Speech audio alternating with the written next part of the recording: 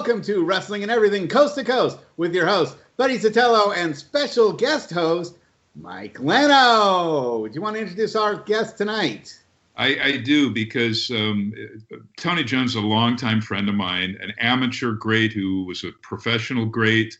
Most of us know him from the West Coast, but he's worked for everybody, and including WWE, as we were just talking. I do want to say we had scheduled Ed Gurria, the Phantom, the Wrestling Phantom, who was my boss, the very first editor at Wrestling Eye magazine in the 80s. And then he was like the big genius historian for Wrestling Perspective newsletter, which got a lot of awards and accolades from Dave Meltzer and others. Ed, I get this email from Ed, and just says, "Oh, call me. I'm in the hospital." And I call and find out that he's had the majority of his leg amputated. I'll have more on that as we find out. He's in good spirits. I had to blanket email a lot of folks in the business about this, including lady wrestler Debbie Combs, who said to say hi to Tony tonight. But we're fortunate to have shooter Tony Jones on. I want to talk a little about Butch Reed, who we lost. Bruce was his real name, but he changed that. When he first started, I guess his first major territory was Florida. And then we all know he went to Georgia Championship Wrestling, kind of replacing Tony Atlas, another great Tony in pro wrestling. And then, of course, Mid-South for, 3-4 years before he was kind of misused in WWF. As the Natural, managed by Slick. But man, he was a kick-ass guy. I was with him in Japan. We can get into a little of that. But Tony, thank you so much for doing the show. Evan Ginsberg is in here. He's had a deadline. He's got that book upcoming. Everybody, okay. Tony, you got a book in you. I know you do. I want to do a book. I even talked to Dave Meltzer about it, and he thought I'd have a really good, interesting story, from my perspective. So, I've had some support from people that I should put together a book, and, that's something I do want to do. Yeah. Tony, I want to say that you were one of the first people that I actually got to meet in APW when I joined up.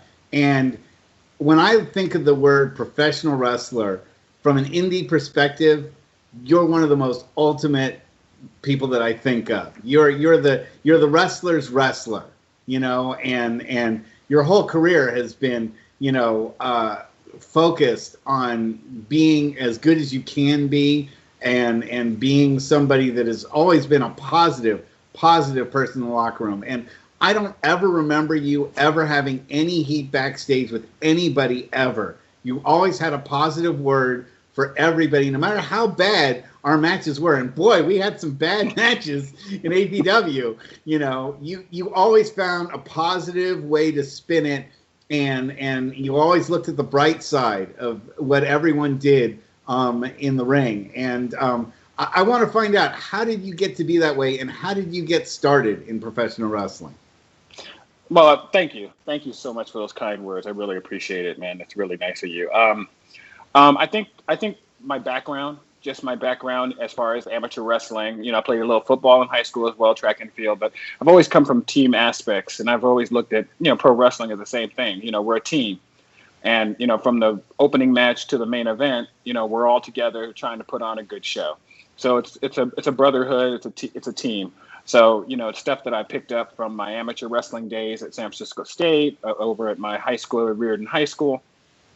So for me, there was no other way to be. You kind of support your brothers, and when things go wrong, you try to find the good in it or try to learn from it. But yeah, man, I really appreciate those words. Thank you. So I don't even know this about you, so this is good. We've been friends for decades. But I'm guessing were you a pro wrestling fan as a young kid, like most, or was that something that came after you began an amateur? No, I was a pro wrestling fan before I even went to elementary school, and I remember that distinctly because my very first day of going to kindergarten, I remember thinking, I hope I can find a friend who likes pro wrestling. So I do distinctly remember that. So I did like pro wrestling before I could even, go to elementary school. So I've always been a fan. Just growing up watching it, I never really thought I tough enough to be a pro wrestler. I was like, oh my God, these guys are so tough. They're hitting each other with chairs and all the blood, and they're slamming each other down on the mats really hard. And I just kind of looked up to these guys, like Butch Reed, all these guys. I was looking at some of your guys' flyers.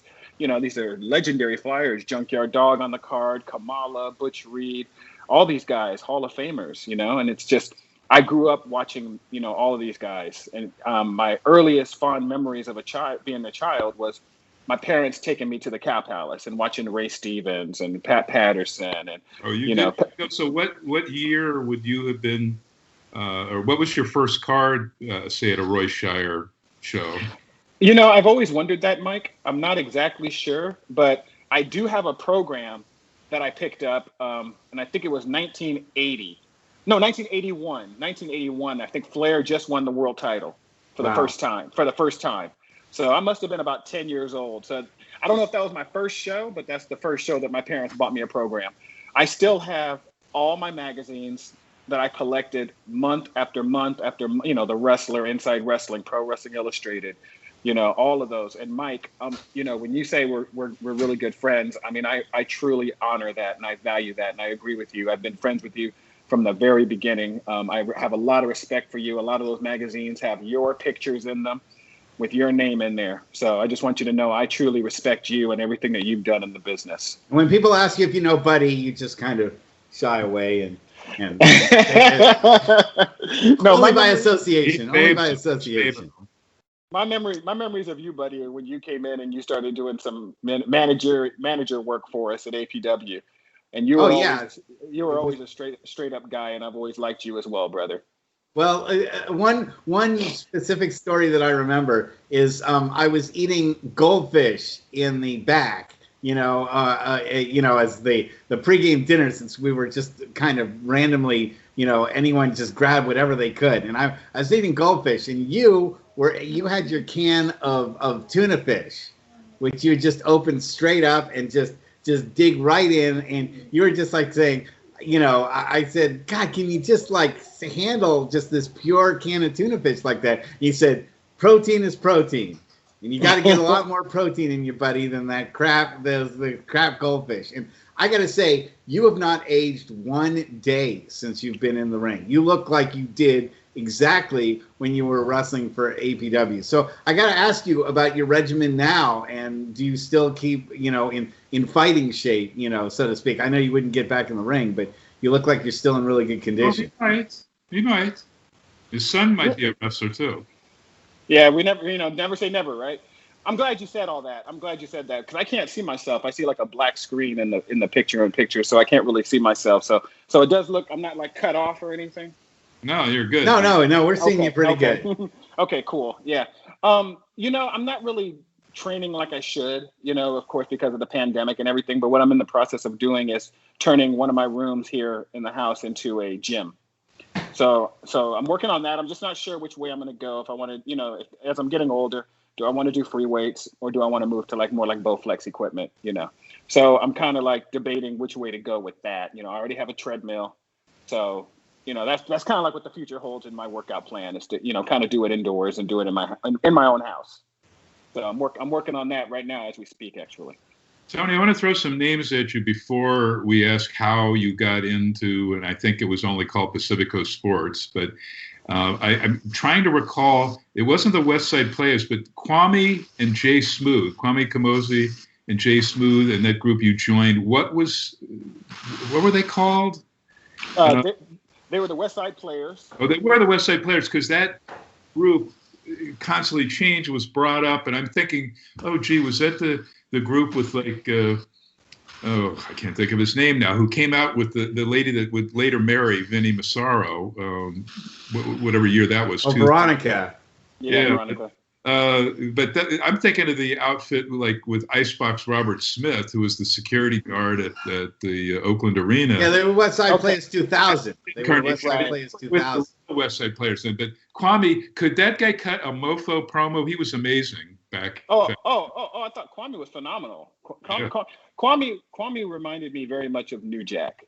Yeah, that's kind of like, that's what Kwame I think that's what he was going for. But not as scary in real life, thank God. I I don't hope. know. I don't know. We're dependable. Kwame, So I know Jerome really well. yeah. I helped him with his book, and if anybody wants a great, not scary, because he ain't that way for reals, but that's the oeuvre or whatever it's called, the vibe that he puts out there. But he's a great friend. He anyway, he wanted to get into Hollywood in the worst way and was trying hard. But he has a great new book out that's about a year old, and I recommend it for everybody. Obviously, we're trying to push Tony to do his own book, but so I didn't know that you were able to actually see Stevens and Pat. You know, if you remember, did you remember Shire's very last battle royal? And those battle royals would be stacked because he'd have guys the way he'd schedule it on their way to or from Japan. So that's why he had, unlike any other promoter, because San Francisco was my second home base as a ringside photographer of the mags. LA was the first. And until I moved up here in San Francisco in '79, I was coming up for all of Roy's bigger shows. And there were no ringside photographers there. But anyway, they were stacked cards. And the very last one was the one, Pat didn't even want to come in for it. Ray refused. They were working for Vern Gagne already, who Shire knew was going to come in and take over along with Vince Jr. If you remember, Shire had the last battle royal. He had Pat win. And Pat, the last four guys in it were Terry Funk, Dick Slater, Dusty, and Pat. And that was when Roy had already lost his TV for a third time. So he had to bring in Eddie Graham TV, and they would do localized interviews in Florida with like Mike Graham and Barry Windham and the Funks and Lord Al Hayes and stuff, and then send the talent for like 3 shows, which were tremendous shows.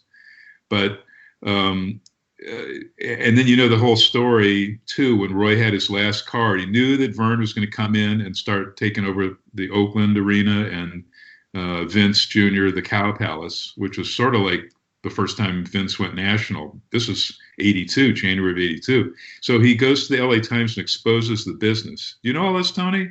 I do know most of it. But wait, you said Vince came in '82? No, right? No, because that was still. Because Vern had Ray and Pat under contract already, and Pat was bopping back between Vince Sr. and but he was working the stint. Vince Sr. had loaned him out to Vern Gagne, and because I don't know, there was some heat with Ray and Roy that lasted for a jillion years, even though Ray named his eldest son after Roy Shire and stuff, but.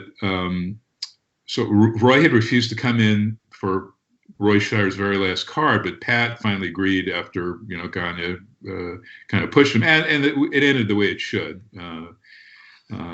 with Pat going over, and so the Battle Royal was the opening match. Unlike LA, where we had the 22-man Battle Royal, also every January, or Vern Gagne's Battle Royals or other promotions like in Memphis, he would have them on first. That way he could get like guys like Brody, the Funk Brothers, Harley Race, Dusty, Gene Kiniski, all these legends. And then they were scheduled for matches after the Battle Royal to fill out the rest of the card. But half of them, you know, they would say, oh, they were injured in the Battle Royal, they can't compete, you know, because they were truly legit on their way to the airport to get out of there. They just did Roy the favor by appearing in the Battle Royal, the opening match, which was, so I just want to know if you were, do you remember that show, the one that, if you, I don't know if you got to go to that very last Battle Royal. The Cow Palace was only half full with all those great talents, amazing talents. Ernie, it was full. I remember going. It's kind of hazy when I think about that Roy Shire generation because I think I was so young at that point. What I do remember really vividly, and I remember it, you know, just like it was yesterday. I remember Hulk Hogan in the AWA.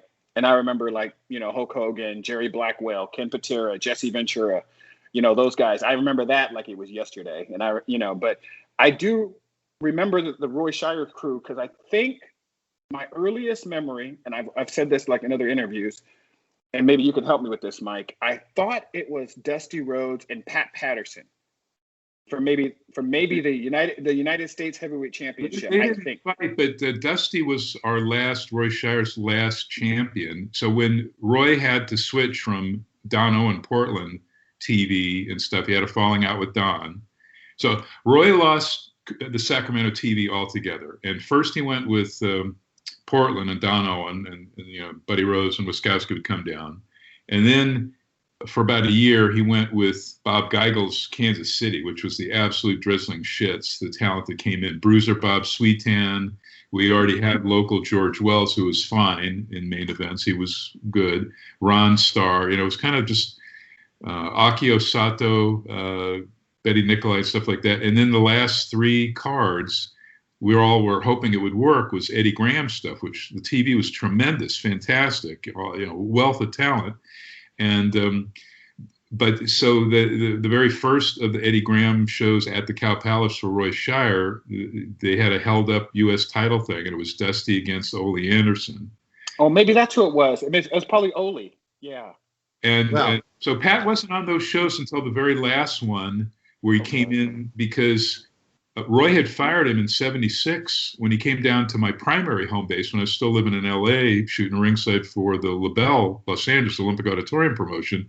And Pat was being advertised as the U.S. champ, and he'd already dropped the strap months before that in the Cow Palace for Roy. So Roy got pissed at him and fired him. And so Pat was stuck around our area, but hey, we were happy to have him there. And he turned face, and he was feuding with Roddy Piper, who'd lost his hair to Chavo Guerrero and was working as the masked Canadian. And that was one of 2 times, for the 3 years Piper was with us in L.A., which is where he came to fame. So, yeah, well, hey, Tony, I'd like to find out a little bit more about, like, how you got started and a little bit more about your background, especially because I wasn't there. You were already part of APW when I joined. How did you get started in APW? How did you meet Roland Alexander? And tell us about some of your experiences starting out in All Pro Wrestling. Basically, while I was wrestling at San Francisco State, while I was in college, I worked at a video store, like video rentals, right? It was like a smaller Blockbuster video kind of a store. And I had a guy come in. I used to always play. What was the name of the place? Video Droid? No. Captain Video. I remember Captain Video. Absolutely. Cool. Was that a chain, or was there just one of them? No, there was a chain. Okay. They had like, I think 4 in San Francisco. They still have 1 in business out in San Mateo. Wow. If you can believe that, renting DVDs and I think VHS tapes and other stuff. I think they do some streaming. So coming back into fashion again, VHS. Yeah. Well, they're still in business, surprisingly. But so I worked at Captain Video, and I used to always play on the screen. I used to play wrestling. You're supposed to show new releases, of the new movies, so that people come in, they see the new release, they want to rent the new release. But I would always show just pro wrestling because that's what I wanted to see. So I played pro wrestling all the time. One guy came in and he said, every time I come in here, I see you're playing pro wrestling. And he said, are you interested in pro wrestling? I said, yeah, I've been a fan since I was a kid. And he said, do you play any sports right now? I said, yeah, I'm on the wrestling team at San Francisco State. He said, when you're done wrestling at San Francisco State, I want to talk to you about something. And I said, okay, cool. And I just kind of blew it off. So the guy would come in and out of the store over the years. So after I finished wrestling at San Francisco State, he comes back in and I said, hey, I'm done wrestling at San Francisco State. You always said, yeah, it's something you wanted to talk to me about. And he said, yeah, if you're interested, I can introduce you to this guy and maybe you can try yourself in pro wrestling. And I said, okay, that sounds cool. I just kind of didn't think too much of it. So one night he and I get in his car, we drive out to Hayward, and he introduces me to Roland. And this guy's name is Steve Sturgeon. He's a friend of Roland. I think you might have knew him, Mike. Yeah. Yeah, Steve Sturgeon. So he introduced me to Roland. I talked to Roland about my amateur background and everything, and Roland actually seemed happy, to bring me in. He said, "Oh, we don't have any shooters," and I said, "Oh, what's a shooter?" And then he explained to me about, the amateur wrestling, and I said, "Oh, okay, cool." So I remember he said, "Why don't you come back next week and see the guys train?" So I came back the next week, and that's when I met Vic Grimes. Because Vic Grimes had signed up the week before me. So he was there as well. So he said he's going to be starting in the new camp. I said, oh, I guess I am too. So that's when I saw APW and some of the guys for the first time. It was some of the, kind of like the more mid-card guys. Like I didn't meet Mike Modest. I didn't meet Max Justice, Robert Thompson, some of those guys, until a few more visits to APW. But when I came in, Roland just kind of showed me around and everything. And I remember guys coming up to me almost instantly saying, hey, are you the one with the amateur wrestling background? So, so I was like, oh, okay. So Roland must have been talking about me, so it was cool. It felt like I got a pretty good warm reception. I remember Jay Smooth coming up to me, Boom Boom Kamini, a lot of those guys. And it was very cool. How do you feel your amateur wrestling background prepared you, or maybe didn't prepare you for what you did in the ring?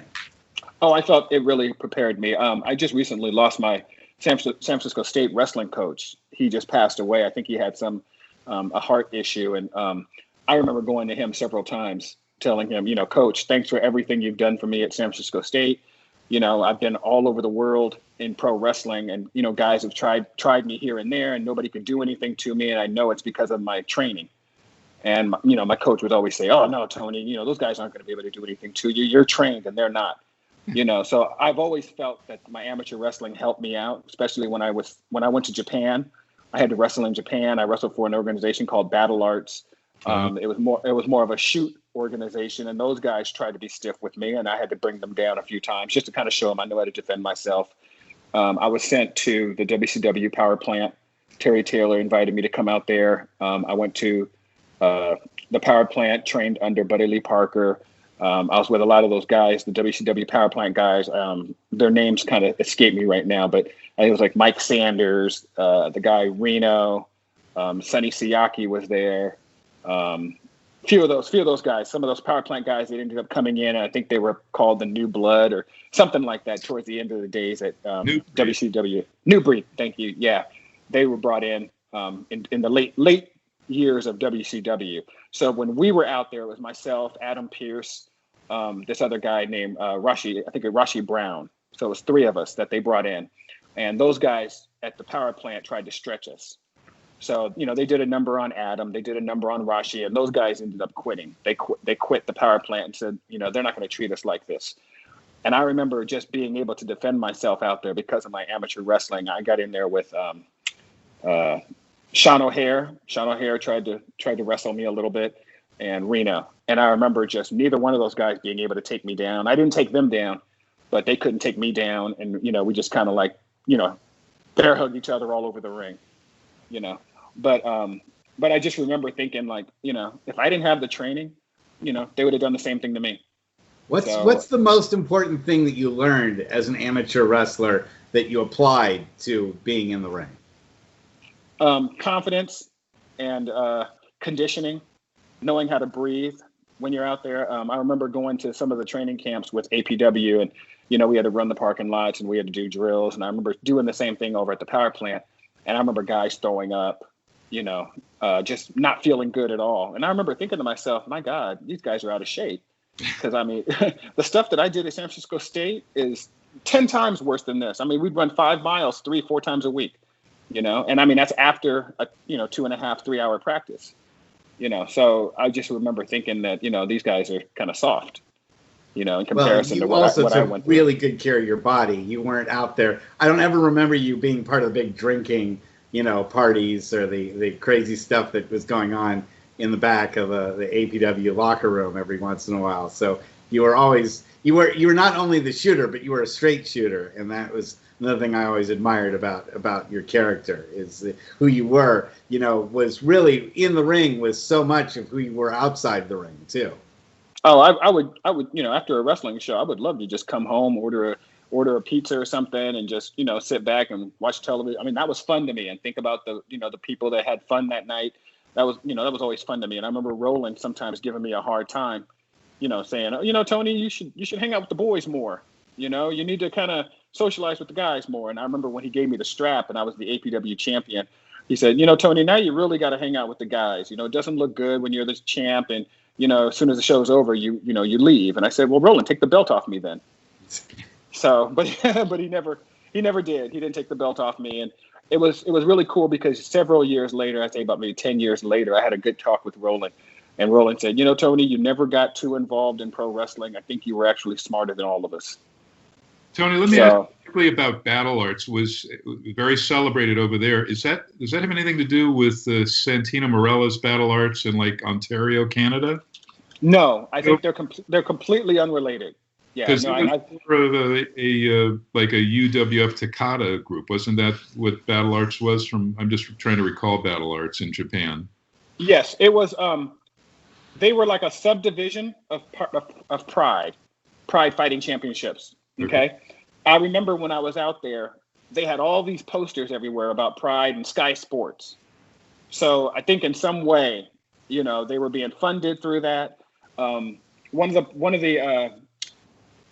the Battle Art wrestlers, Alexander Otsuka, I believe that's his name. He fought several matches in Pride. The booker of Battle Arts was Yuji Shimada, and that's the referee from Pride. So the referee that did all the main events, the referee that used to wear like the headgear so that he had a camera on his headgear, that was Yuji Shimada, and that was my booker. And he was a super, super nice guy because my mother's Japanese, and I had family in Japan. When I went out to wrestle in Japan, I must have had about maybe 20 people show up to come and support me from my family in Japan. And I went to Yuji Shimada, and I said, I didn't know this many people were coming. Is there anything we can do about maybe, comping them and, taking it out of my pay? And he said, no, Tony, it's okay. And he comped them all and didn't take it out of my pay. So, Yuji Shimada he was a really nice guy. I don't remember the owner's name. Another guy that wrestled for Battle Arts who's still wrestling today. I was talking to Mike Modest about him, Mohammed Yone. So I think he's doing New Japan or All Japan. I'm not sure what he's doing right now, but he's still wrestling in Japan. And he was one of the Battle Art guys that I was in a program with.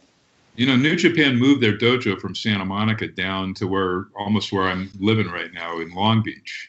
I think I heard about that. That's where they had Kenta from New Japan wrestle. They've already taped it. John Moxley. That's not even going to be shown on pay-per-view or their TV on New Japan, their streamer, for another couple of weeks or something. But they already had it there, and that's where Carl Fredericks and some other APW more recent guys are.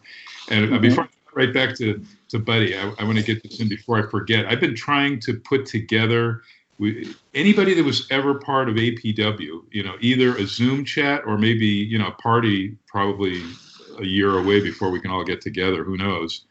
But I'd like to hear what you think of that. And were you in the second class of APW? The first class had Mike Diamond, Max Justice, the various names he had. I think Frank Burdock was in there. Obviously, Modest Rosano, Super Diablo.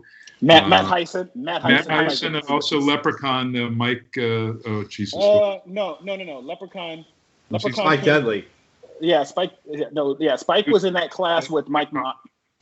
Spike was in that class with Mike Modest and Mike Diamond and all those guys. Robert Thompson, and they trained under Robert Thompson. Correct. Right. Okay. So they trained under Robert Thompson. Ricky Thompson. Ricky Thompson. That's right. Ricky Thompson. Excuse me. Ricky Thompson.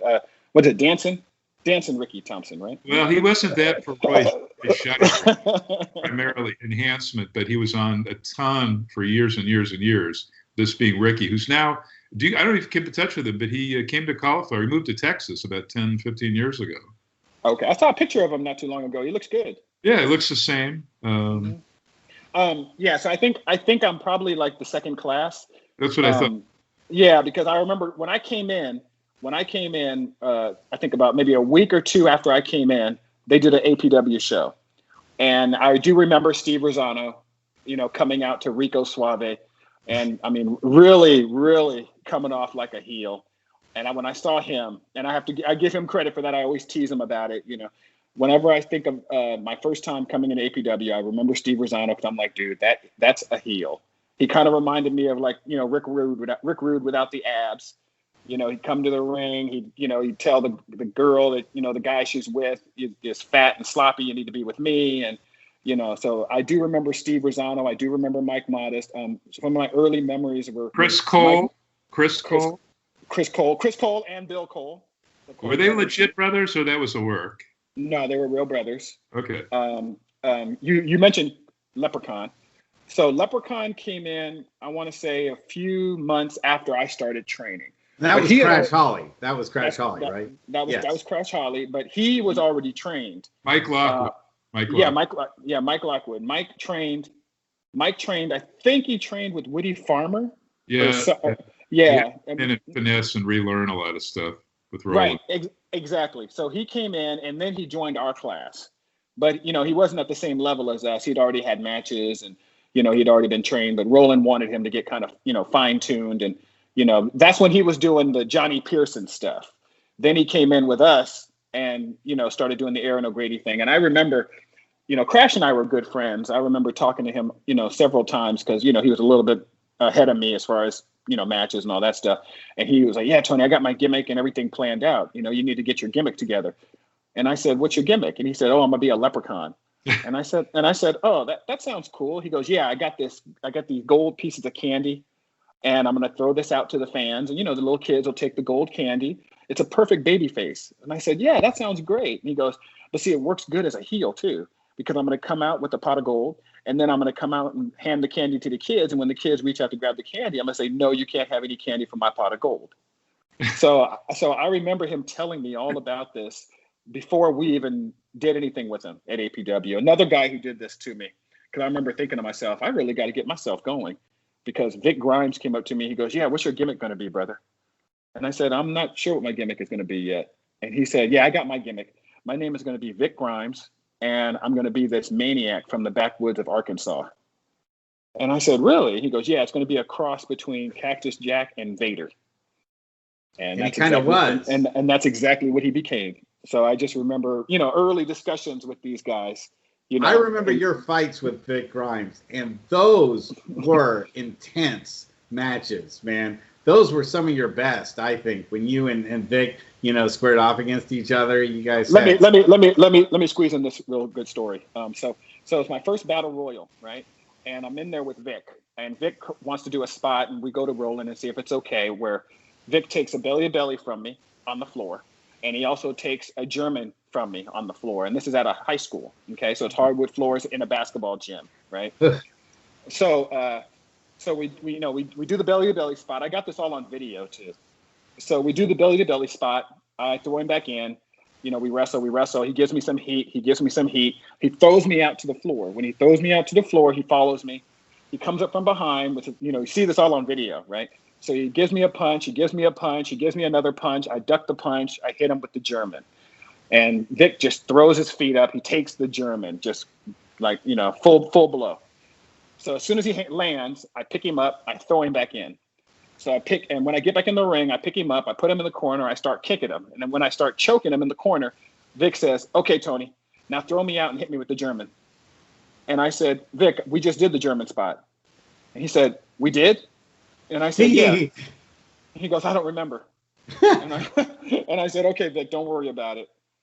So he got shaken up pretty good from that German on the floor. You guys were so physical. Stinger. Exactly. Yeah. So there's a couple other people I wanted to bring up that you worked with, and one is someone that's close to both of our hearts, and that was Mark Smith. I'd like to get a few words for you on our mutual friend Mark Smith and what it was like working with him. Well, I have a different perspective of Mark Smith than everybody else, because Mark actually wrestled in high school with me.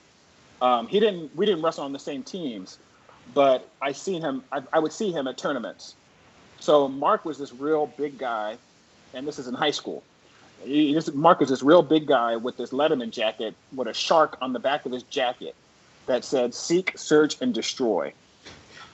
And he was an animal. I can't remember. I think it was maybe Oak Grove High School. No, Clovis. I think it was Clovis West High School. I think that's where Mark went. So, Mark was an animal in high school wrestling. And I remember him coming to APW. And when he came to APW, that's when I kind of put two and two together. And I said, wait a minute, you're the guy that, we never wrestled against each other, but I remember seeing him at these tournaments. And I said, I remember seeing you at tournaments. And, he went to, I think, Colorado, and he played some football. But, my background with Mark Smith goes back to high school, and then we found each other again in pro wrestling. But Mark was one of my good friends. I worked Mark at the King of the Indies show. We had a really good match that just one of my greatest moments ever. Nick Bockwinkel comes up to me because Nick Bockwinkel, some of the legends were there for the King of the Indies. Nick Bockwinkel comes up to me and he says it just like this. I'll never forget it. And he said, I thoroughly enjoyed your contest this evening. Yeah. And I just looked at him and I said, I am such a fan of yours. I said, I used to watch you when I was, growing up. I said, I'm just so happy, to meet you. And he said, no, you old school, very old school. I like that. And I said, oh, thank you. But that was my that was my match with Mark Smith. So I was like, okay, we must have had a good match that Nick Bockwinkel came up to, to me. So, but no, I thought the world of Mark. It was tragic, when he passed away. Yeah, and I still miss him a whole lot. Then the other question I had for you was, what was your impression and your thoughts about working with Roland and what Roland your relationship with Roland Alexander was like? Roland and I would joke about this because we kind of came off like these two guys that, me more so than him. I came off kind of disgruntled because of Beyond the Mat. It made it seem as if, I was like, oh, this guy doesn't pay us and he's kind of like a piece of garbage and that whole thing. And that wasn't the case. I appreciate everything Roland had done for me. He gave me the platform to live my dream, and a lot of the stuff that I ended up doing in pro wrestling, I would have never done if I hadn't met Roland Alexander. And I was able to tell him that because, we had arguments, we had fights. Roland's probably fired me 2 or 3 different times, working a show for Kurt White, and he finds out about it and he doesn't like it. So I remember that. How bent he got, out of shape he got for that. Well, you know why? Because we would see Kirk tear down Roland's posters and stuff. They did. I don't know if Buddy wasn't around quite then, or maybe he was. We had 2 APW versus BTW feuds, big time wrestling. That was Kirk White, who basically used Jason Styles trainees, and more or less the only thing that drew for them was flying in talent. But Kirk and Jason, who not only was the trainer for Kirk's school, but head booker and the guy that he would always put on top against whoever he flew in to oppose him, they would ask Roland to put them on at the beginning. And, instead of like, I'm being a little critical of Kirk, they would not stay for the whole card and study it and see what APW was doing right as the far more athletic promotion with all these great athletes and stuff. They said, Roland, let us cut our promos like, right after the first match or before the first match. And they would only stay for the first match and split. And I gave him a lot of S about that because I thought, how can you come here and not stay for the whole show and see what he's doing? Because these shows are worlds better than anything you've ever done. And that's how both of the interpromotional things went. They just, they didn't care. They didn't seem to care. And they certainly had no one they'd bring to the table. That's why, as you know, and then I'll shut up, most of the time APW talent would come in and save Kirk's shows. And they did not get the respect. He'd have them go under most all the time, and he'd be using Sparky later on. And he used Max Marquez. He used all of our refs at APW because his were the shits.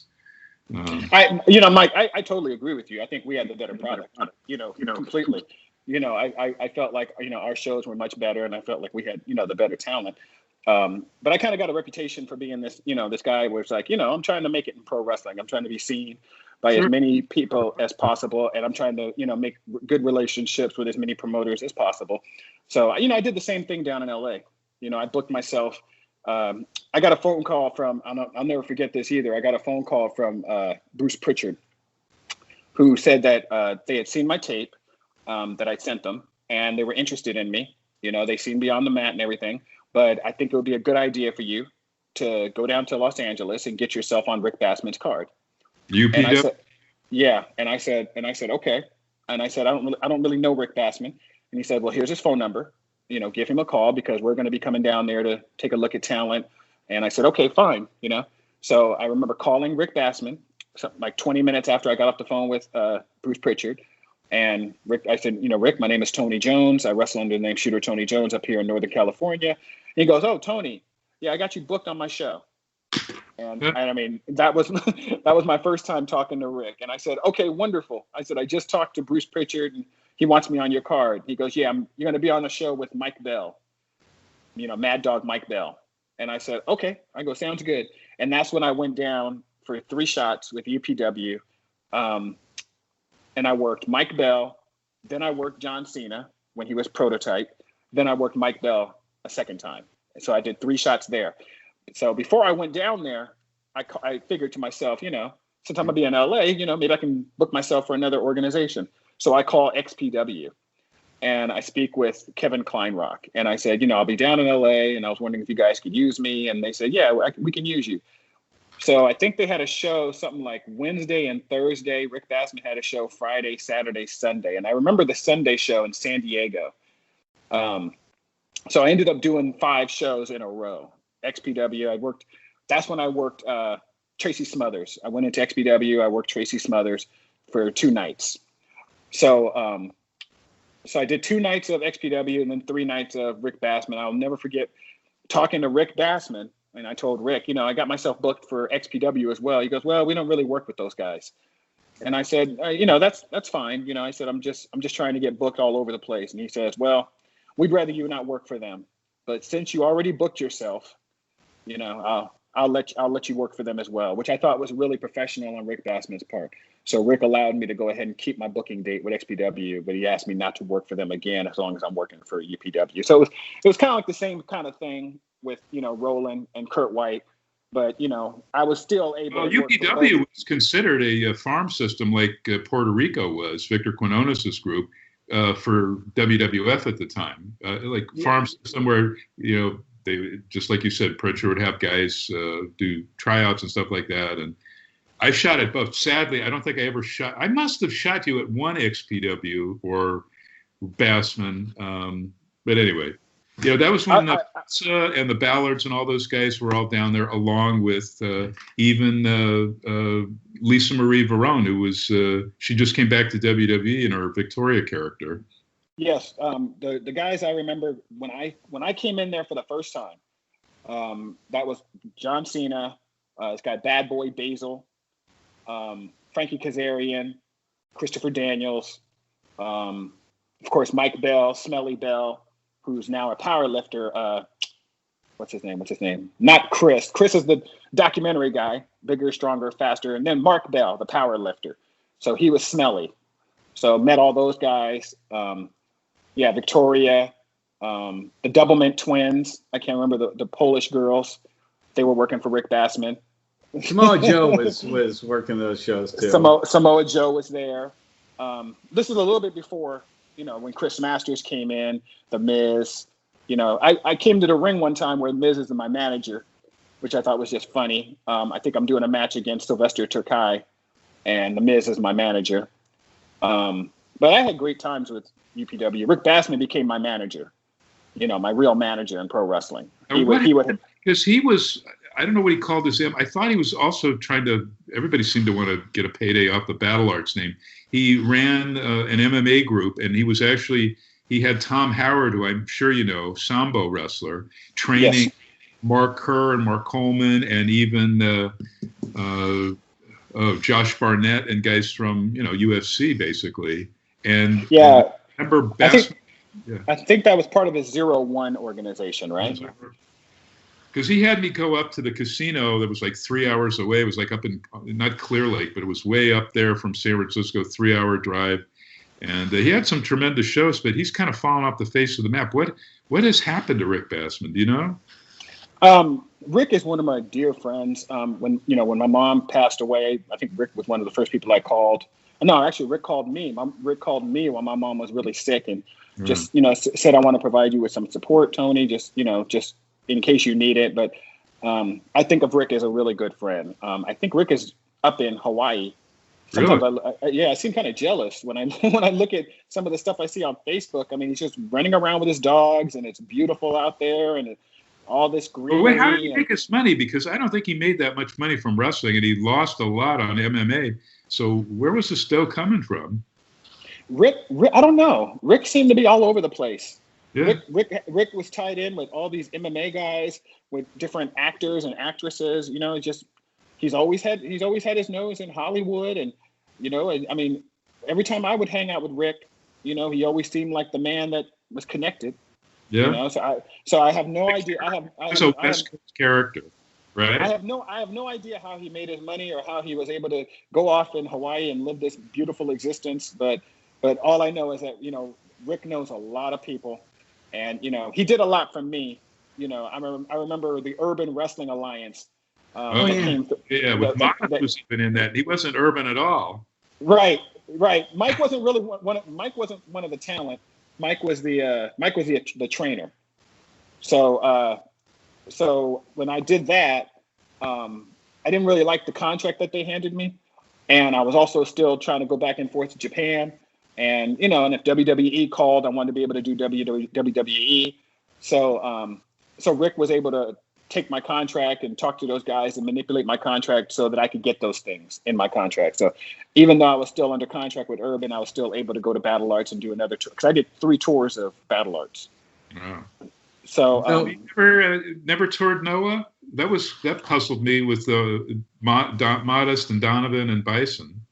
Well, the way I talked to Chris Daniels about it, and Chris who they didn't take either, I don't think, told me that there was some kind of thing in Japan where if you work for this organization, they don't want to bring you in to this organization because, you know, you're known as this guy or something along those lines. But I was okay with it because I tried out for Noah with Mark Smith, with, you know, Modest, Donovan, all those guys.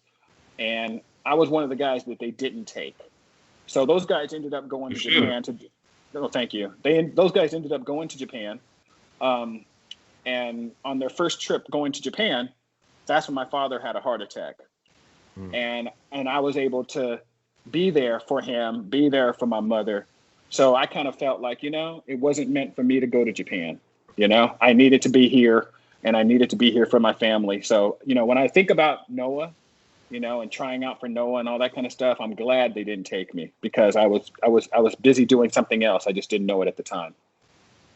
So tell us a little bit more about your WWE experience and what that was like, and what it was like to be in the big show. It was, you know, your whole life, you know, you've always wondered what it would be like to be in the WWE. And, you know, my first time with, you know, when I did it with Modest for Beyond the Mat, you know, that was my very first time. I was kind of getting the jitters out. You know, I've had probably maybe eight or 9 matches with WWE. I did a couple of tag matches, with, you know, the Basham brothers. I worked against Eugene. I worked against Snitsky. I worked against Raven, you know, a match against Modest, you know. And I always had good experiences, you know, with everybody. A lot of the wrestlers knew me because of Beyond the Mat. You know, I think Beyond the Mat did so much for my career because, you know, we became known as the Beyond the Mat guys. So everybody got a chance to see, you know, who we were. So I'm grateful for everything that happened to me in the wrestling business. You know, my experiences in WWE were great. Stephanie McMahon came up to me. Vince McMahon came up to me. I'll never forget Vince McMahon coming up to me at the end of after my match with Modest. I'm sitting in the back, just kind of like taking this all in. I can't believe I'm backstage in the WWE. I can't believe I'm backstage in the WWE looking at all these wrestlers. And I remember one of the Godwins getting into an argument or a fight with Undertaker. So those two are getting into a little shoving match, and they're arguing and they're fighting, and somebody walks over and breaks them up.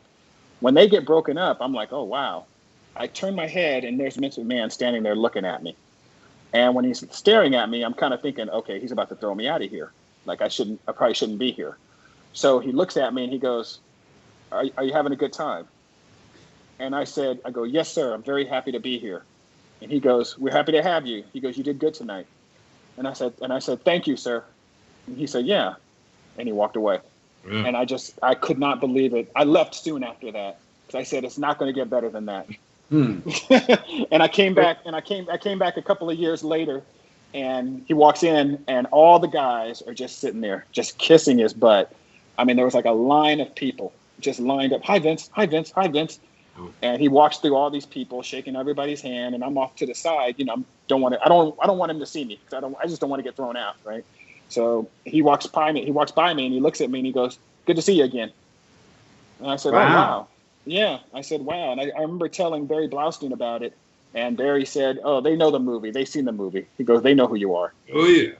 You know, yeah. I was Barry's still photographer. He was shooting pre-production for like 6-7 years, mostly on those goofy T.C. Martin Vegas shows, if you remember those.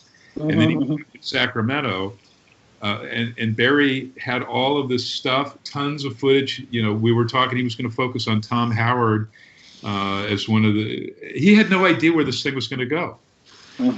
I put in the thing, I'm not trying to put myself over, but the whole APW thing, and I was telling him you should focus on like a legendary veteran, meaning Terry Funk, somebody up, current huge star. Mick Foley was one of the ones I mentioned, and then I said either Candido or Modest, and, whatever. But I still keep in touch with Barry and Super Agent, his buddy, his financier, Barry Bloom, to this day. Remember, Barry Bloom had every contract from Hogan to Jesse Ventura, Nash, all of them. But that move, it was weird. And Roland was viewed as like the heel of it, and I'll shut up. But he was like ecstatic. Remember how he titted up the gym, the APW garage, and had when Barry was on his way up from LA, he put up all that military, looked like the camo netting. Yeah, camouflage junk. I remember one of the times that I did WWE, I see Mick Foley in the back. So I walked up to him and I said, Mick, I said, I just want to introduce myself. I said, my name is Tony Jones. I was in Beyond the Mat with you. And he looks at me and he goes, oh, yeah. He goes, nice to meet you. And we shake hands. And he goes, you came off good in the movie. And I said, thank you. He goes, yeah, your promoter didn't. and I said, yeah, I think that's my fault. And he goes, no, some of the guys, we all watched it together. We thought it was the funniest thing because we all worked for promoters like that. And I said, oh, okay. But I remember Mick Foley saying, yeah, your promoter didn't come off too well. Roland said the two heels of this, he was proud to be lumped in with Vince as the two heels of this documentary, the Blaustein documentary. Roland totally embraced it. Roland was happy to be the heel. He started. Yeah, but he didn't like to use the C word. He didn't like being used with the Carney word. Right, that was the one thing that did not sit well with him. I do remember that. But he did embrace it, though, because, he started becoming the bad guy on the internet. And that's when he started really going on all over the place on the internet, talking about, if everybody hates me, then I might as well just go out there and be, and push APW and just be the hated guy. So he started going to everybody, your guys suck, your wrestling shows suck, the APW guys are better. You need to bring my guys in. So he started, pushing that bad guy thing. He didn't care about how people looked at him, I don't think, after that movie came out. And I had talks with him and I said, Roland, I said, all things considered, I said, we both really benefited from Beyond the Mat. And Roland's like, oh, Tony, it's the greatest thing that ever happened to me. And I said, yeah. I go, me too. He said, so, I mean, I'm okay with it. And I'm lumped in with you and Modest. He goes, I'm fine with it. And I said, okay, cool. I got to tell you, I've never told you this one. Very briefly, when the trial happened and Roland had to testify as lead witness, and I was there, he was cutting wrestling promos at the frickin' trial at the Hayward Courthouse. Well, that's another story that's a story that I think Beyond the Mat, the Dark Side of the Ring should probably talk about one of these days. That whole Brian Ong situation and that trial is suitable stuff. I never thought of that. I'm supplying photos for all of their upcoming ones right now. One of them, A&E's doing one on Piper that I submitted my photos for, but the one I'm working on, there's a Brian Pillman. Yeah, they shouldn't be blabbing this. So you're getting the world premiere of what's going to be in the new Dark Side. I think they announced it. I think I heard about it. Yeah, I think they announced it because I heard some of the new ones that are coming. Well, there's the fiasco in North Korea. It wasn't a fiasco. It was the big show where everybody got in free, but they were able to advertise that Bischoff and WCW drew 300,000 over 2 days. Well, most of the people were comp. They couldn't afford tickets. That's one of them. The Bischoff one. There's something with Cornette. Anyway, is it already out there what the docus are going to be on? I saw something where they were talking about this season's new Dark Side of the Ring, but it's been out there. I heard about the Pillman one, but I can't remember. There was a couple of others that just don't come to me right now. David Schultz, I had to send a bunch of photos. I thought they already did him. Well, one of these days they should do it on APW because there's a lot of weird history there that should get brought to the surface. While we still have time, I want to find out from you, Tony. You've worked so many places and with so many guys. what do you think your favorite match is, or the highlight of your career in the ring was? Our dinner with Ric Flair? Yes. That's not a match. That's not a. I was just about to say that, Mike. That's not a match, but that's probably the greatest moment in my pro wrestling career. That was great. And you snapping those pictures so I'd have it forever. That was just perfect. As far as matches, I would probably say my match with Eugene that I had in WWE, and the reason for that is because in that match, they must have said my name probably 20 times. I remember that. I remember that. Yeah. And I have the match. I have the match on tape, and I mean, we went back and forth. It was real competitive. Eugene told me beforehand. He said, "What do you want to do out there?" And I said, "No." I said, "Brother, whatever you want to do, I'll just be there for you." He goes, "No, but I've seen you. You've been around." He goes, "Whatever you want to do out there is fine too." And I said, "Okay." I go, if it feels good, I said, "I'll call it out there." And he said, "Okay." And we went out there and we had a really good match. It was, back and forth. And I think it was Jonathan Coachman, who they told me back, Steve Kern, Michael Hayes. They said, "You look just like Jonathan Coachman."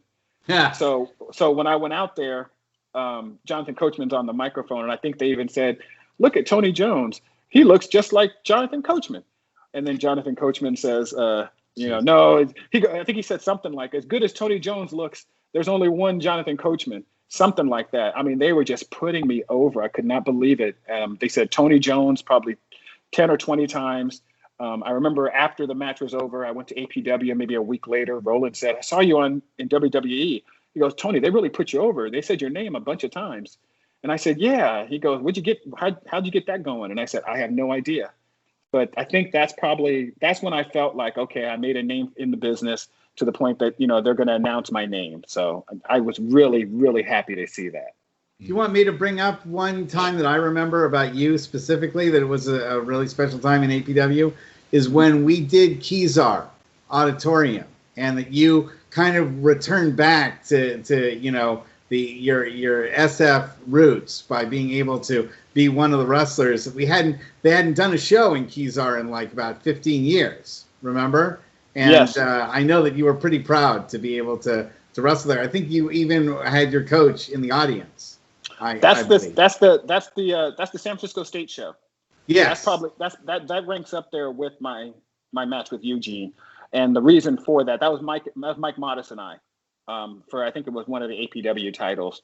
And I was able to get my coach. Great match. That was an awesome match. I mean, I remember it even 20 years later. I remember it was one of the best technical matches that APW ever put on. So that was... Thank you. Well, and you did it because I know ahead of time you were, really, it was like your hometown match for you. It was like, doing it in your backyard, so to speak, I wrestled a bunch of my San Francisco State matches in that very gym, so the same gym that I used to wrestle in, while I was wrestling at San Francisco State was the same gym that we were doing the pro wrestling match. And to get my coach used to always kind of tease me back when I was wrestling at San Francisco State, because I was always a pro wrestling fan, and pro wrestling does not mix with amateur wrestling. Like, amateur wrestling hates pro wrestling. Okay. Because, pro wrestling gives wrestling a bad name. When you think of wrestling, you should be thinking about amateur wrestling, because that's real wrestling. Pro wrestling is something different. So in the amateur wrestling world, they kind of, snarl at pro wrestling. So whenever I would be in the back of the van reading a pro wrestling magazine, or whenever I would talk to somebody about pro wrestling, my coach would kind of tease me a little bit. So I always look back on it and thought it was so cool that we got him involved in a pro wrestling angle, because, all that time when I was wrestling at San Francisco State, he couldn't stand it. But when I came back years later to work against Modest in the San Francisco State gym, I said, "Coach, it'd be nice if we can get you involved." And he was basically involved with me beating Modest. Modest climbs up to the top rope. Coach pushes him off the top rope. I hit Modest with a move, 1, 2, 3. So it was a great match. That was one of the greatest moments for my career as well. Well, I hate to say this because, this we've had what I consider fast hours in the time that we've interviewed people, over almost 50 interviews. This has been the fastest hour I can remember. And I want to respect your time, and I know that Lano can't stay the entire, too long. But I want to know what's in your future and what the future holds for Tony Jones. Well, for right now, with the pandemic and all that kind of stuff, what I'm trying to do is my son and I are trying to work on putting together our own little kind of small podcast. And we're trying to, I'm trying to get my son to kind of lead this whole thing. So he's going to be the host, where I'm kind of like the co-host, and we're going to analyze different things about pro wrestling on a weekly basis. And I would have had him on the show. You could have taken the night off. I would have had your son on the show, and we could have. Maybe he can be on a future show. I would love to have him on the show in the future, and both of you guys. He's a huge wrestling fan. He's been watching it most of his life. And what we're doing from our podcast angle is, I'm talking about things kind of like an old school way. Oh, I don't like that. Back in my day, this and this and this. Whereas he talks about things in a modern perspective. So, that's what we're kind of working on. We're still fine tuning things, and we've shot 2 episodes so far. But that's something that we're working on. It's a father-son building kind of a project. If our fans wanted to check out that podcast, how could they do that? Well, I haven't broadcast it yet, but I am on Twitter and Instagram. I'm still kind of working that whole thing.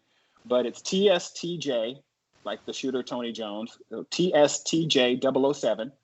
So that's my Instagram handle and my Twitter handle. And once we kind of get everything together and fine tune some things, and I'm gonna start uploading it, and that's where you can get information on those podcasts going forward. When you do, make sure to post it on our Facebook page for Wrestling and Everything Coast to Coast. We'd love to help you promote your show, and hope that it's a really big success. Well, we're right about out of time, unfortunately. I would love to have you back anytime that you wanted to. I've been wanting to get you for months and months and months, we know, and you had so many things going on in your life. So I really appreciate you being able to take time out tonight and be on our show. You've been an absolutely fantastic guest. Mike, do you have anything else you'd like to say to Tony? Old school. I've got a ton of photos in this brand new book just released today, Master of the Ring, The Life of Buddy Rogers. Oh, wow. I'm supposed to. That's a whole nother story that I can tell you about privately or whatever. And also we want to salute Bruce Butch Reed, one of the toughest SOBs. I just want to quickly get this in because I think Tony might know, 90 and 91, I spent most of those years in Japan and just touring around, staying at my gong editor, Wally Yamaguchi's house. But in March of 91, they had the Flair Fujinami thing where Flair dropped the strap clean. It was title versus title. And at the after party at the Kyo Plaza Hotel, which was New Japan and Inoki's hotel for all the boys, Butch Reed, they had they were all sauced up. It's like 1, 2, actually it was probably 2 in the morning. And they were doing these arm wrestling things. And Flair took off his Rolex and was trying to arm wrestle Bruce Reed, Butch Reed, who beat him. And I think he gave the watch back. But you'll see in the background some of the toughest guys in the world. Scott Norton and the Steiner brothers are looking over this. Arn Anderson and cheering. I'm on, and Flair is sweating and huffing and puffing. And Fujinami is there, who Flair met in that main event, and.